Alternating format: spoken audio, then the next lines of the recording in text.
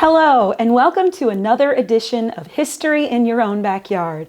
My name is Chrissy Morgan, and today we are in Arlington, Indiana at the original Tractor Cab Company with Mr. Wayne Williams. How you doing, Wayne? Doing fine. Tell me, how did the business start? Oh, back in the 30s, late 30s, my grandfather had to come back home to farm because his dad died. My great-grandfather started a farm, and he had to start farming. And he didn't like sitting on a cold tractor, say in the spring or fall.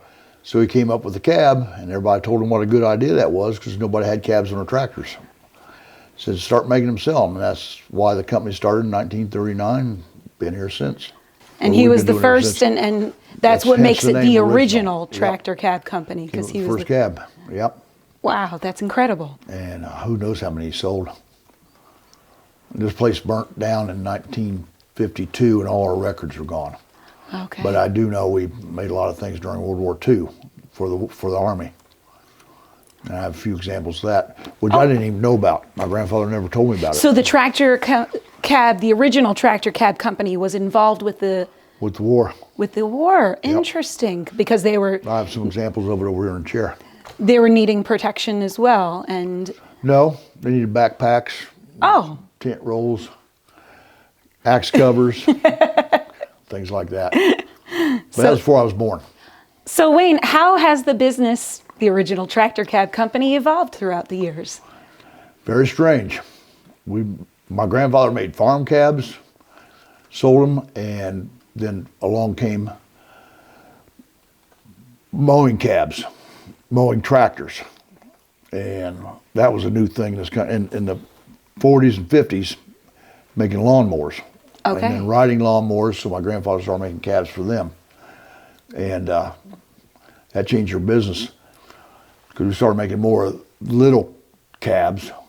And then he had to add on. He built a warehouse out back and had a loading dock, and it filled up with snow, and they bought a snowblower. This is the early 60s. Because of that snowblower, he got covered with snow. They were brand new back here in the 60s. And he made a cab for it, and then they started selling cabs to all the manufacturers of snowblowers across the country. Gotcha. So the cabs were used for snow and to protect against the cold elements. Right. Were there? Was he a part of the sunshade evolution? No. He tried that, but it didn't work. They made those cabs for home tractors, things like that. And then walk-behind snowblowers.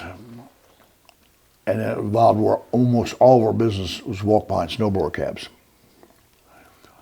And then our tractor cabs, he still made the old styles. We didn't make tractor cabs because tractors started coming out with their own cabs. You buy a tractor now, the cab's on it already. So Gotcha. Nobody needs them. Right. So we started making cabs for homeowners, moving snow. And tractors had snowblowers and blades on them. I had cabs for them. And we did that for several years. We are talking about how things changed in this company. Yeah. I started working here out of high school. And so I graduated in 72. So I worked here a couple of years before I went back to college. Or went to college. And that's all we did was walk-behind snowblower cabs and tractor cabs for smaller tractors. And our business turned into dealers. We started selling to distributors who sold it to the dealers, which wasn't OEM business, original equipment manufacturing business, say John Deere, Boland's, Aaron's, things like that. And that was our business for several years. And I ended up leaving the company because it got slow. And I went back to school and sort of in a fight with my dad. My grandfather's passed away. And here's my dad's running the place, and it's a little different. When I got out of college, I got jobs here and there and started doing different things. And I learned a lot on how businesses worked. Mm. And Ball State taught me too because I was a business major. And my dad needed help. He finally asked me because I was out of a job at the time. And I told my dad I'd come back to work here, but he had to listen to me instead of me listening to him. We didn't get into it anymore, and I started making money. And sunshades came around. My father, he retired. I bought the company from him on contract, making payments to him, keep him and mom money. And I came up with sunshades, which totally changed our business because we were seasonal. In the wintertime, there'd be time nobody was here working because we sold things in the fall. Right. So we closed down the first 2 weeks of July. Well, I was making sunshades. I couldn't close up the place. I had to keep making sunshades. So we quit the vacations, which was hard to do, getting employees, okay, you know, you can just take a vacation here and there. Sure. So we worked 52 weeks a year. Wow. So that was a big change for this company because no more vacations. So it's been in family business from the beginning, from your grandfather, your father took it over, you were a part of business, took away, and now you're part of the business again, and that's when the snow cabs went to the sunshade cabs. Yeah, I started making sunshades. Amazing. And the original manufacturers laughed at me, sunshades. He said, you never sell these. Well, we ended up selling a lot of them through Sears. And they started noticing now if you go everybody has sunshades. They started making Did you work with the Sears catalog? Yes. You did? Okay. Yeah. And so you've got the soft tops. Have the soft tops always been around, or when did the... No. Oh, soft top cabs? Mm-hmm. That's just the way we did it. Back in the 50s and the 60s, they started having them made out of fiberglass. And my grandfather bought a fiberglass company in 68. Started making our own tops. We were doing fiberglass, and it was expensive. Those people were hard to work with. The people did fiberglass. Sure. I don't know if you ever dealt with fiberglass, but in that plastics, people are a little nuts. That's because the fiberglass makes you that way. But that's what's wrong with me, because I've been working there since I was a kid, working on fiberglass. The right to know law is what screwed things up. There you go. At fiberglass. So I found out ABS plastic, and I found somebody to make them for a good price. And we've been making them out of ABS plastic and no more fiberglass ever since. That's when we did fiberglass. So we did dune buggy seats, did a lot of oddball things. Wow. So you've been the original tractor cab company, but you worked with dune buggies as well. Buggies, yeah. But that's why I grew up driving when I was a kid, was a dune buggy. But fiberglass wasn't fun to work with. Right. And then what were the original soft top shades made with? Vinyl. With vinyl, so it's been vinyl the whole Right. time? Yeah. Okay. No, we used to use canvas. Oh, you did? You used canvas to Before begin vinyl with? came around. Yeah. Okay, all right, interesting. Yeah, vinyl's a plastic, so it wasn't until the 60s. Right, okay. Yeah, our half cabs or farm cabs, it was always And vinyl that's work. where working with the government was, because you had the canvas. Yep. Okay, we've come full circle. Yeah. And you know, I didn't know about the war things until I had an employee who's retired now that went to gun shops, and he found some things that had original tractor cab on it. He goes, "What is this?" But nobody knew what we made in World War II because the fire burned all the records. My grandfather never talked about that, but it was good business. And where do you see the original tractor cab company in the future? Just today, I don't see that far in the future. But That's the way to internet live sales. in the present. The internet's changed a lot of things in this world. Right. And almost all our sales now is internet. And still working with distributors or dealers? Dealers. Dealers through the internet. Yep. Gotcha. And are you international, or would you say mostly? I'd say international. We don't ship that much out. It's expensive shipping out of the country. Gotcha. And you know, when you have a $200 product, and they don't want to pay $200 to ship it to them. Right. American made, American used. Yep. Is there anything else you'd like to tell us about the history of the original tractor cab company? Trying to make money to keep things going. Well, one time I was making money selling sunshades, and I had extra money, and I hired somebody to run my money. His name was Phil. And Phil didn't like the fact that I was banked like a farm. We borrowed money the first year to make things, and then we'd sell them and then pay the bank back. Well, I had money in the bank, And we didn't have to do that. And I put it all on the CDs, and we were making money on the CD and money sitting there. He goes, you can't let that money sit there. You need to do something with it. And he knew a flagpole company was going to be for sale. Said, we have space, let's do that. And okay, we'll try it. And along came 9/11, and we did commercial flagpoles. Consumers started wanting flagpoles for their house, so we started making them because sales was out there.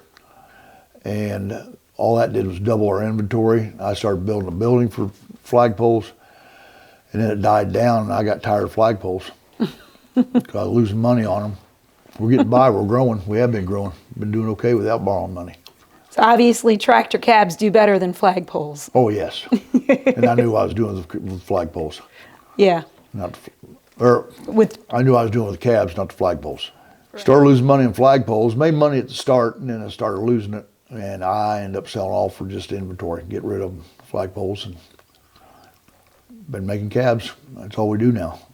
And our sales is all internet, which I don't need a salesman anymore. Wow. Yeah, internet's pretty easy sales.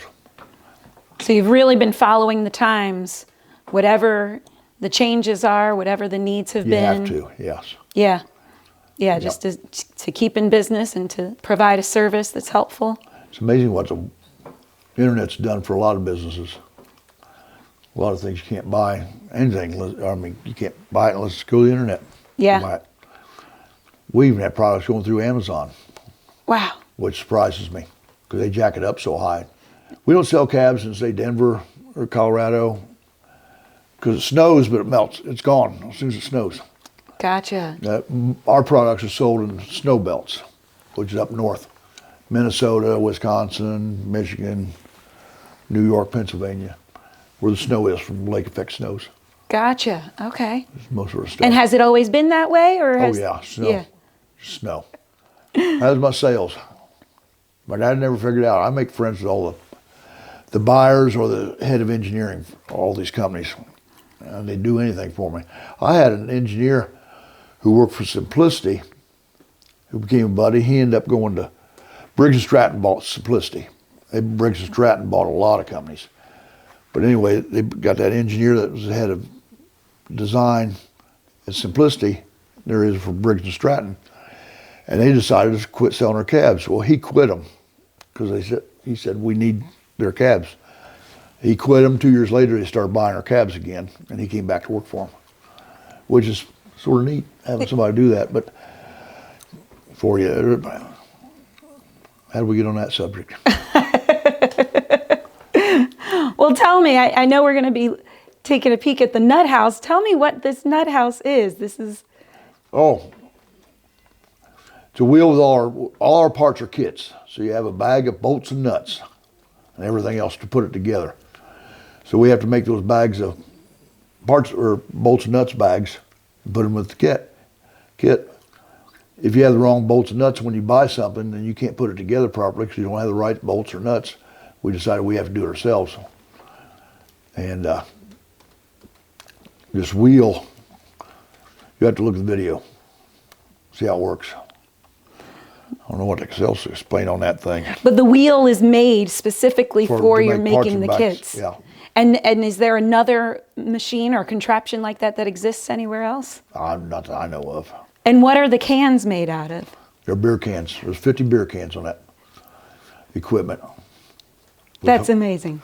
So you put all bolts and nuts in it, and then put the bag over that, you tip it over and fill up. You got a bag. There's innovation right there. Yeah, my grandfather was very innovative. I am too, but I don't put it to company as much. If I need something, I come up with something. But you can't sell it. Things are different nowadays. Yep. People come to us and say, you can make this. And I say, I can make it, but I don't know how to sell it. You have to have a way to sell the products. That's always been the industry that way. Takes care of themselves. Right. You know, so it's hard to get in a new industry. Right. Well, it seems to run in your blood so far. Yeah. But you ask about any more family. There's no more family to. I'll be selling this company to somebody, who knows what. Right. Yeah, I haven't worried about it, to tell you the truth.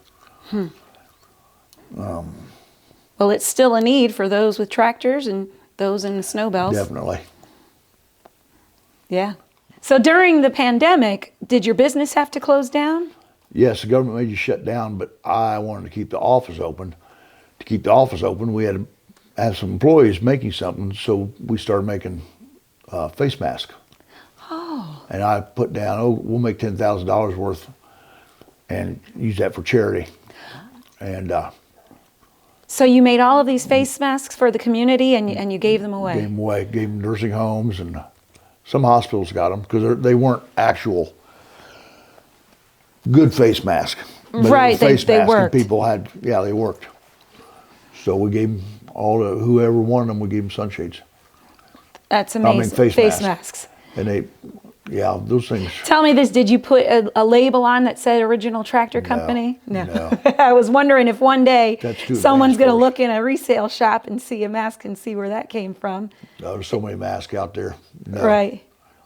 Yeah, it was not. They wouldn't use those now because face masks you got to get. And so the masks were hand sewn by the same people that were sewing our cabs. The cabs. Yes. Wow.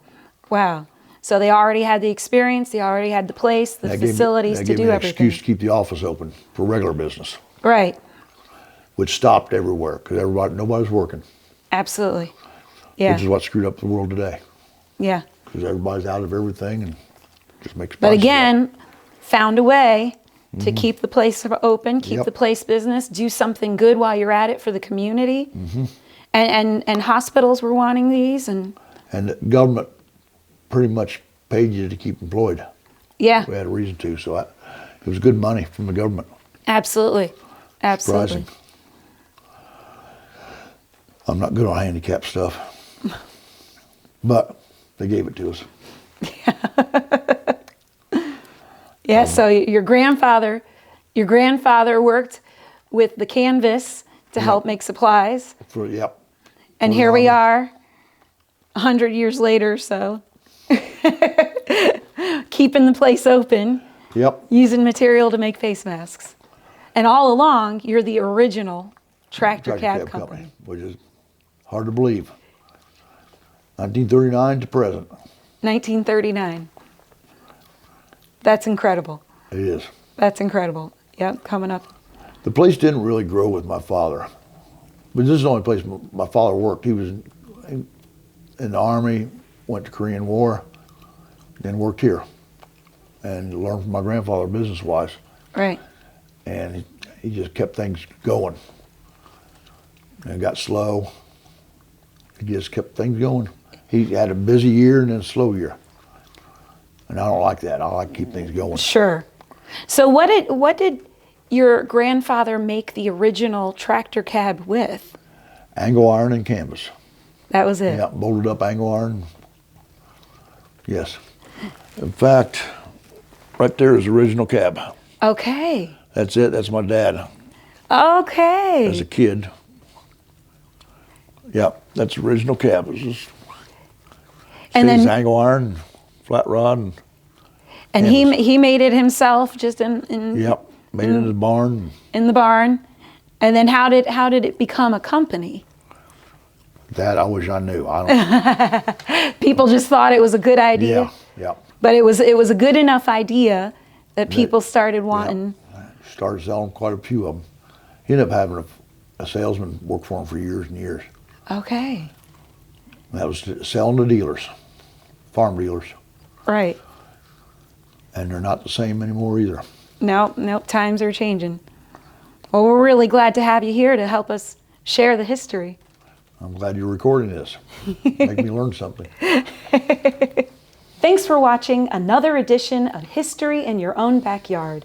Today we were in Arlington, Indiana at the original Tractor Cab Company with Mr. Wayne Williams. Remember, travel slowly and stop often.